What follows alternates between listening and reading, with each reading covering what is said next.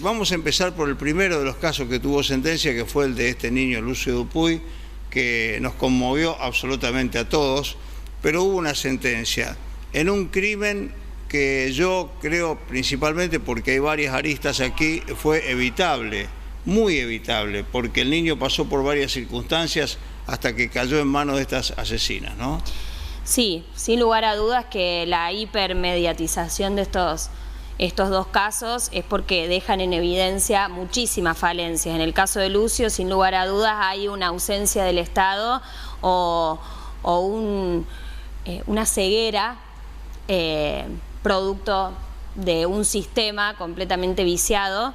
Y en el caso de Fernando quizás vemos algo mucho más cultural, más que tiene que ver con costumbres que tenemos muy arraigadas y que, bueno, terminan en estos casos y asesinatos horrendos.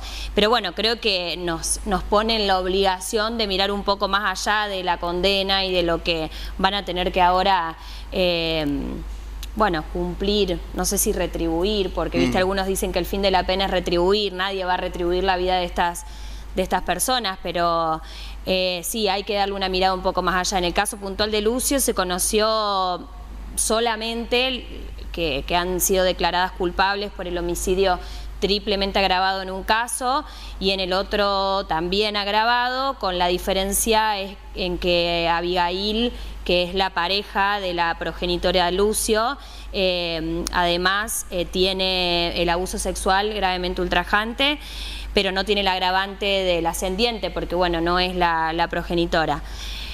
Bueno, y solamente se conoce la culpabilidad por estos hechos puntuales, no conocemos todavía la condena, pero evidentemente va a ser una cadena perpetua, porque ya cuando hay un doble agravante y más en este tipo de casos no quedan dudas, la vamos a conocer ahora el 13 de febrero, y quizás alguna reclusión accesoria también, con lo cual, bueno, también es otra discusión, el tiempo de la prisión perpetua, pero mínimamente, con el menor de los criterios, son 35 años. Cada provincia tiene su propio código.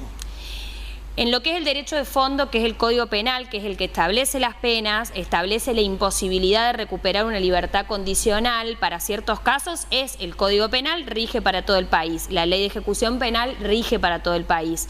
Lo que cambian son los procesos. Por eso en el caso, por ejemplo, de Lucio, solo conocimos si se las declaraba culpables o inocentes, pero no conocimos el tiempo de la pena que le impusieron, sí, ni tampoco los fundamentos. En cambio, en el caso de Fernando, conocimos todo ese día. Eso tiene que ver, sí, con una forma adoptada a nivel provincia para el proceso. Por ejemplo, en Córdoba nosotros conocemos las condenas, el monto de la pena y recién a los 20 días los fundamentos de las sentencias. Que a partir de ese momento las partes tienen la posibilidad de presentar un recurso de casación que se llama para que sean revisados. Te pregunto por la perpetua, porque hay interpretaciones distintas, inclusive a veces los medios confunden en esto también, pero cada provincia tiene en el código lo que es una perpetua, más años, menos años, aplicabilidad. Sí, en realidad los medios confunden, pero la ley es bastante confusa también, con lo cual eso permite que haya diferentes opiniones a nivel judicial cuando llega el momento de decidir el monto de la pena o de decidir otorgar o no una libertad condicional. Pero bueno, para tratar de ser concreta, porque sí, esto es bastante técnico y por ahí marea un poco, para los delitos establecidos en el artículo 80 y sus incisos que prevén los agravantes, está previsto la reclusión perpetua o prisión perpetua.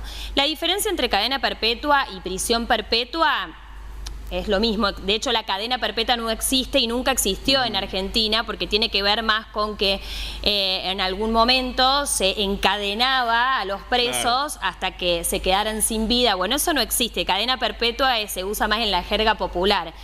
Jurídicamente es prisión perpetua. Me preguntaban en el Instagram por qué perpetua si no está para toda la vida. Bueno, el Código Penal dice que es hasta 35 años, ¿sí? Lo que sí, esto sufrió algunas reformas a nivel ley de ejecución penal, y acá la diferencia de criterios, porque no sé si recordás, si no me equivoco, fue en el 2014 la ley Bloomberg, no recuerdo bien el año, pero me parece que fue por ahí. Bueno, esto ya incorporó una reforma a la imposibilidad del otorgamiento de la libertad condicional a las personas que eran condenadas a prisión perpetua. Se incorpora otra reforma más, que se llama Ley Petri porque es el apellido del diputado, en el 2017, donde se agregan algunos incisos más de delitos que no pueden acceder, o sea, mejor dicho, de condenados que no pueden acceder a libertad condicional por haber cometido ciertos hechos. Entonces, en estos dos casos puntuales, por los hechos por los cuales han sido condenados, y que, bueno, seguramente serán revisados, pero suponiendo de que ya han quedado firmes, por estar incorporados dentro del artículo 80 y encima tener agravantes, no van a poder acceder a la libertad condicional. Esto es lo que dice la ley. Bajo ninguna circunstancia, ni por buen comportamiento, ni por estudiar en la cárcel. La ley de ejecución penal dice que no. Dice que no pueden acceder, pero, y acá vienen siempre en el derecho las aristas. Por ejemplo, en la última reforma se incorporó que todos los delitos derivados de la ley de estupefacientes no podían acceder a libertades condicionales, pero en la provincia de Córdoba el criterio de algunos jueces de ejecución es la inconstitucionalidad de este artículo, que está en el artículo 14, entonces, de la ley de ejecución penal. Habrá que ir viendo, no hay muchas personas condenadas a prisión perpetua, ni tampoco hay personas que desde el 2017, que fue la última reforma, ya hayan cumplido los 35 años. Ahora, entonces, ¿por qué se habla de 50 años y 35 años? Bueno, y ahí viene el tema de la reclusión por tiempo indeterminado que está prevista en el artículo del Código Penal. El artículo 52 del Código Penal habla de la reclusión por tiempo indeterminado para las personas reincidentes. El artículo 80 dice que se puede condenar a reclusión perpetua o prisión perpetua, o sea que también habla de la reclusión. Eso implicaría la posibilidad de ampliar el término de los 35 años o, en el caso de que seas reincidente, poder ampliar el término de la reclusión. Fue declarado inconstitucional por el fallo Gramajo de la Corte Suprema en los casos de que seas reincidente. O sea, si vos sos reincidente, no por eso te van a aplicar la reclusión por tiempo indeterminado, porque eso dice la doctrina y la jurisprudencia, que tiene que ver con un derecho de autor que se llama, y el derecho penal nuestro no es de autor, sino que es de acto. Claro. Yo tengo que sancionar un acto que lesiona un bien jurídico. En este caso lo estoy sancionando por el solo hecho de ser reincidente. Pero este fallo Gramajo solamente lo declara inconstitucional para los casos de reincidencia. Todavía no dijo nada con respecto, la Corte, que sabemos que es el máximo tribunal como intérprete de la ley, no dijo nada con relación a la reclusión por tiempo indeterminado para los casos de perpetuas por los hechos del artículo 80. Bueno, vayamos al caso Báez Sosa, porque el caso Báez Sosa es un delito gravísimo, con un calificativo muy alto, y por supuesto que estos chicos que ya tienen perpetua y otros 15 años, burlando dice, voy a apelar porque quiero que todos tengan perpetua. Y la gente y los padres de Fernando dice, nos parece que el juicio ya está bien, como diciendo la condena que les dieron ya está bien, estamos conformes. ¿Vos qué pensás en definitiva?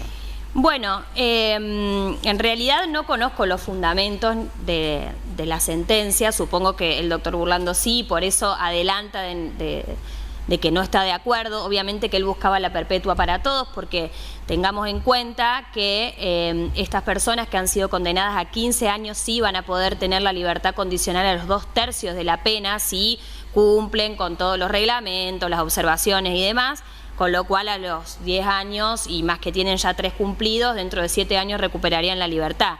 Supongo que no esté de acuerdo porque él considerará que hay alguna prueba que los incrimine en la misma calidad de coautor que el resto. Claro. Sí hay una cuestión clave acá, que también es muy técnica, pero con respecto al tema de la participación en el delito. Acá hay 8 imputados. Según la querella, los 8 imputados son coautores del hecho. En cambio, según la condena, o sea, según los jueces y el tribunal que resolvió, 5 de ellos son coautores y 3 partícipes secundarios. Por lo que conocí por los medios, porque esto está en los fundamentos y no fueron publicados, se consideraron partícipes secundarios porque en teoría no dieron golpes que podrían haber sido mortales para Fernando, sino que tuvieron una participación distinta. Pero en el caso de la premeditación, por ejemplo, no necesariamente tienen que ser coautores para que el hecho sea premeditado. O sea, pueden ser coautores, pueden ser autores, coautores, partícipes principales o secundarios. Los instigadores no, quedan fuera de la premeditación. Pero el resto, o sea, no cambia el agravante por el hecho de que sean partícipes secundarios. Claro, en esto el tribunal fue muy claro porque aceptó la premeditación, sí, que era lo más discutido por Tomei, que era o sea, él decía que no existía la premeditación, y sin embargo, Burlando logró que el tribunal, Burlando y su equipo, ¿no?, consideraba la premeditación para como los 8. concreta, para los 8. Ahora, llama la atención, por ejemplo, y hago un caso, el de Blas Inali, que tiene ADN, Fernando, en sus uñas de este chico, haya quedado fuera de la perpetua. Sí, yo lo mismo que sabés vos, lo sé yo, y es por la trascendencia de los medios. Supongo que el tribunal tendrá un fundamento por el cual lo deja. Evidentemente no le tembló el pulso para dictar una condena, o sea que supongo que debe tener fundamentos por los cuales dejarlo como partícipe secundario. ¿Cuáles son? No lo sé, porque yo escuché lo mismo que vos, y si están diciendo es porque son secundarios, porque no pegaron y tiene ADN en las uñas, eso habrá que estar un poco más a conocer en profundidad el caso. Y con respecto al tema de la coautoría, que también fue muy discutida, con respecto a esto, yo siempre lo paso a un ejemplo mucho más claro, ¿no? Dos personas, A y B, entran a robar a una panadería. A lo apunta con el arma, B abre la caja fuerte, la caja registrador y saca el dinero. Los dos van a ser imputados por el robo agravado por el uso de arma. Y los dos no hicieron lo mismo. Uno sacó la plata y el otro apuntó con el arma. Entonces, la ley, por eso habla de coautores. La ley habla de autores y coautores, con lo cual tenemos que saber que pueden tener una participación distinta. Los dos cometieron, exactamente, los dos, cada uno con una participación principal en el hecho, lo cometieron. No importa si uno abrió la caja y el otro apuntó con el arma. Sí. También algo que rescato de todo esto es el falso testimonio de estos dos chicos que ahora están siendo investigados, que eran los amigos de los rugbyers, y que, bueno, en el juicio el falso testimonio también tiene una condena muy importante. Sí, es carcelable igual porque tiene un mínimo menor a 3 años, pero van por todo. Yo me imagino que hasta tanto no reciban una condena no se van a quedar quietos. ¿De 3 a 10 años es? Exactamente, pero bueno, el mínimo es muy bajo, por eso es que todavía, además, no, también esto lo digo por lo que escuché en los medios, está como ahí medio en duda, como que dijeron, digamos, no es que deja en evidencia, digamos, una mentira, sino que dice, yo no recuerdo haber. Entonces, el falso testimonio tiene esto también un poco, ¿viste? De la interpretación, sí, o de decir, ya pasaron 3 años, yo no recuerdo tal cosa, ¿viste? El testigo tampoco lo podés como obligar, digamos, a decir, bueno, lo tenés que recordar si o sí después de 3 años. Y lo último que te quiero preguntar es algo que también me quedó una gran duda. Hay un médico, un doctor Fenoglio, que fue a cuestionar la autopsia, y que dijo, si a mí me traen una autopsia esta le pongo un 0 al que lo hizo. Y realmente fue muy cuestionado este médico en la audiencia y después de la audiencia. ¿Se puede hacer un juicio de qué a un médico que hace o toma esta decisión? ¿Algo de ética? ¿O se lo dijo en el juicio como testigo? O sea, fue llevado por la defensa, me imagino. Por el doctor Tomei fue un testigo, cuestionó severamente. Y son opiniones. Son opiniones, o sea, eso es por ahí un poco lo que pasa con este tipo de ciencias, digamos. A mí también me ha pasado en algunos casos donde vos decís, yo llevo un médico que me dice una cosa y otro médico que me dice otra cosa. Hay cuestiones que son opinables, sin lugar a dudas. Bueno, para empezar tienen una condición completamente distinta, un médico forense que es oficial, que es el que dispara, digamos, lo que es toda la investigación posteriormente, con un testigo. Yo no sé si este médico vio el cuerpo, por ejemplo, o simplemente lo llamaron como testigo a decir, ¿usted qué opina de esta autopsia? Claro. No es lo mismo, o sea que si este médico fue en calidad de testigo y no lo pusieron de perito oportunamente de control, si fue de testigo, y bueno, el delito será falso testimonio si lo que está diciendo no es real, no es verdad. Pero también podrá decir, es mi opinión como médico. Bueno, se cuestionó mucho también la estrategia de Tomei. Habrás escuchado tantas veces decir, Tomei le erró, los chicos tendrían que haber declarado en el principio del juicio, esperó demasiado cuando ya el testimonio de los rugby no tenía tanta importancia. Se cuestionó mucho la estrategia de la defensa. Yo en realidad critico la estrategia de la defensa, sino que a mí lo que siempre me pareció muy extraño es que el mismo abogado represente a todos los rugbyers. Claro, o sea, eso es raro. Eso es raro. Es raro, quizás fue una decisión consciente de todos los imputados, quizás no, pero a mí en mi caso, por ejemplo, yo cuando veo que puede haber un interés contradictorio, no los represento al mismo tiempo. Y eso es lo que me parece que un poco avale el argumento de la querella del pacto entre ellos, porque es extraño. O sea, yo sí soy, por ejemplo, la mamá del chico que filmó y quizás me pongo otro abogado que me defienda, por ejemplo. Pero bueno, esto yo estoy segura que lo han remil pensado, porque pasaron 3 años, vos podés cambiar tu abogado defensor en cualquier momento. Sí, tuvieron mucha confianza en un abogado que es muy reconocido en la provincia de Buenos Aires, ¿no? Como Tomei. Yo creo que han tenido mucha confianza en él. Sí, y no está mal, y seguramente no conozco el trasfondo de la decisión de que todos pongan el mismo abogado. Sí, lo que digo es que me pareció extraño esto, de que siendo tanta cantidad de chicos y no todos habiendo, habiendo tanta claridad de qué hizo cada uno en el momento, aunque todos sean responsables, que todos tengan el mismo abogado. Eso me pareció raro, pero bueno. ¿Sienta jurisprudencia esto en la Argentina? Sí, sin dudas, porque hay muchos casos que han quedado impunes iguales o que no han terminado con un resultado fatal como este, pero que podrían haber terminado con un resultado fatal y que nunca llegaron a una condena porque ni siquiera quedaron presos de entrada. Yo creo que ahora sí, y principalmente lo que, volviendo un poco al caso de Lucio, ¿no? que nos hace tan mal a todos y que cada vez que volvemos a este tema nos estruje la panza. Yo lo que digo, ¿cómo puede ser que tenga que pasar esto para que venga el abuelo a proponer un proyecto de ley? O sea, la capacitación a los funcionarios públicos respecto de las niñeces ya debería haber estado. No puede ser que tenga que haber una víctima y un abuelo que promueva un proyecto de ley. Que pasó con la ley Micaela, que pasó con la ley Brisa, como un montón de otras víctimas que vienen ahora con la bandera de las víctimas, los familiares, a pedirle a los diputados que presenten tal ley. Sí, sé que has trabajado mucho en el tema del cupo trans también, que me parece otra locura que estemos discutiendo esto hoy, ¿no?